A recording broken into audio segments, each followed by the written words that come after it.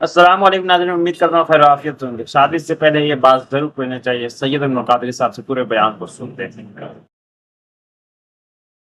لڑکے اور لڑکیاں ازدواجی زندگی گزارنے کے لیے یا تو کسی سیریل کو آئیڈیل بناتے ہیں یا تو کسی فلم کو آئیڈیل بناتے ہیں۔ نتیجہ یہ ہے کہ میاں بیوی کے تعلقات جیسے ہونے چاہیے اسلام میں جس نوعیت کے، اس طرح کے تعلقات بہت کم سے کم ہوتے جا رہے ہیں، بلکہ ہاتھوں کی مہندی بھی نہیں چھوٹتی اور زگزگ شروع ہو جاتی ہے۔ ہم تو ایسے بھی حالات سے واقف ہیں کہ پہلی رات میں ہی جدائی کے حالات پیدا ہو گئے، اور ایسا ہوا بھی کہ شادی کو 3 شب نہیں گزری تھی کہ بچی نے طلاق لے لی اور بچے کو طلاق دینی پڑی۔ یہ حالات ہے، صورتحال بڑی دردناک ہے۔ ہم نکاح کے معاملے میں جتنے خوش ہیں، وہیں پر نکاح کرنے کے بعد جو نکاح میں ناپائیداری ہے، جو نکاح کے رشتے نہ نبھانے کے ماحول ہے، اس پر بھی توجہ دینے کی ضرورت ہے۔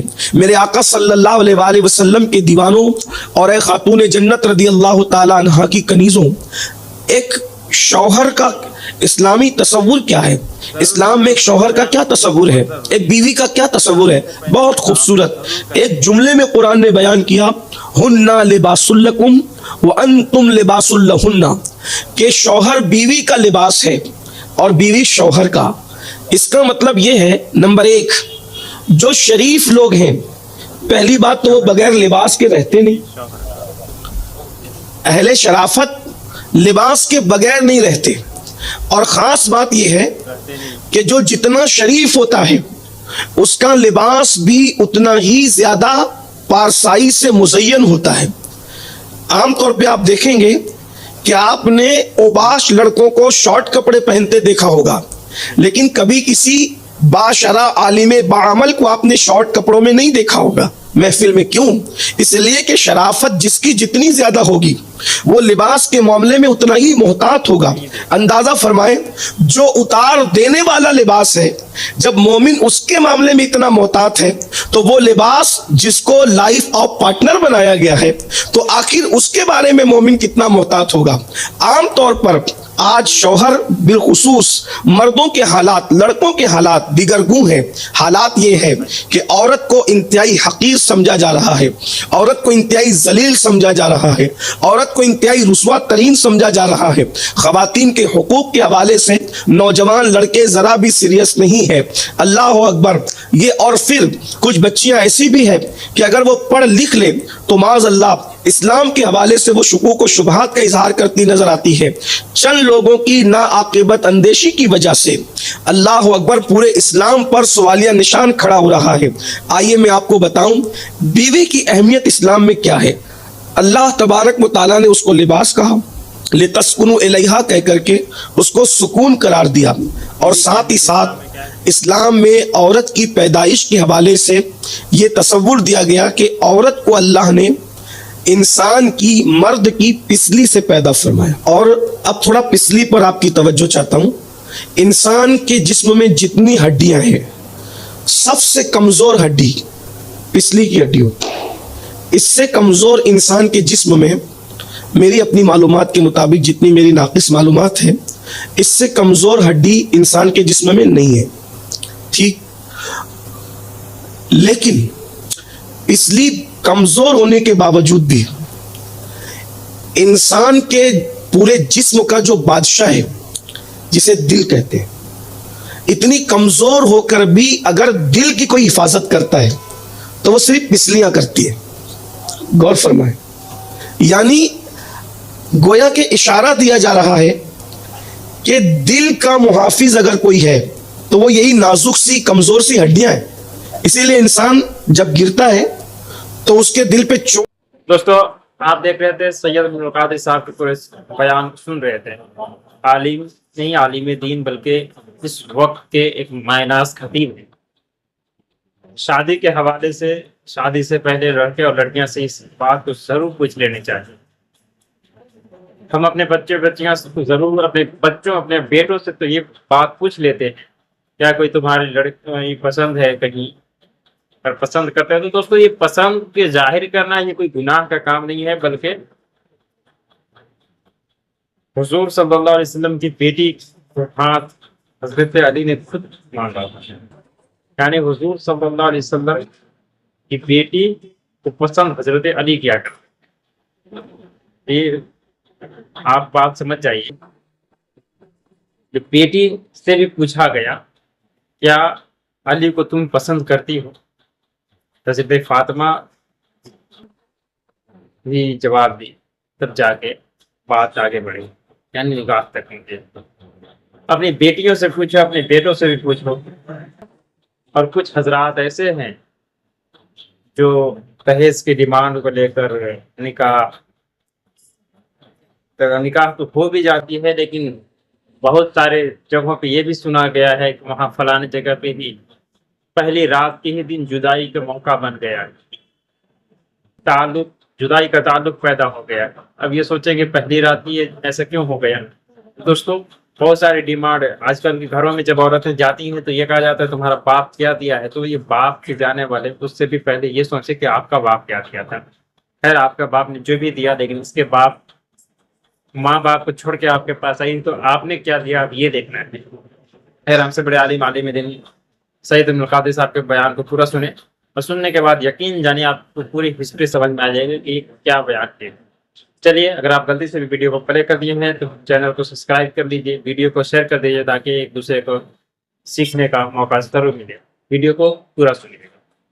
चोट जल्दी नहीं आती, इसलिए कि दिल खत्म हो जाएगा तो इंसान खत्म हो जाएगा, दिल बंद हो जाएगा तो इंसान बंद हो जाएगा। लेकिन दिल की हिफाजत पिसलियां करती है।